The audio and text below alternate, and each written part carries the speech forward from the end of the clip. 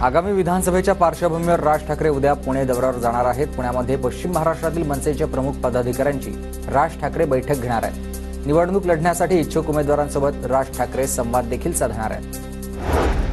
कल्याण डोंबिवलीमध्ये शिंदेच्या शिवसेनेला धक्का, माजी नगरसेवक दीपेश म्हात्रे यांचा ठाकरेंच्या शिवसेनेत प्रवेश। कल्याण डोंबिवलीच्या 7 माजी नगरसेवकांचाही मातोश्रीवर पक्षप्रवेश। भाजपला धक्का देत हर्षवर्धन पाटील उद्या शरद पवार गटात प्रवेश करणार आहेत। दरम्यान उद्याच्या पक्षप्रवेशाच्या कार्यक्रमाची हर्षवर्धन पाटील यांनी स्वतः केली पाहणी। इंदापुरात हर्षवर्धन पाटलांचा उद्या शरद पवार गटात प्रवेश। बारामतीमध्ये राजवर्धन पाटलांनी घेतली युगेंद्र पवारांची भेट। राजवर्धन पाटील हे हर्षवर्धन पाटलांचे पुत्र।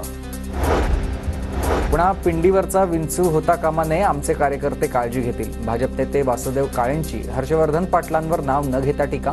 वासुदेव काळेंकडून भाजप इंदापूर तालुका शहर आणि ग्रामीण कार्यकारिणी बरखास्त। उद्धव ठाकरेंनी महाराष्ट्राचं नेतृत्व करावं यासाठी आमचा संघर्ष, संजय राऊतांचं वक्तव्य। तर मोदी शहांनी गद्दारी करून बेईमानांच्या हाती सूत्र दिली, राऊतांची टीका।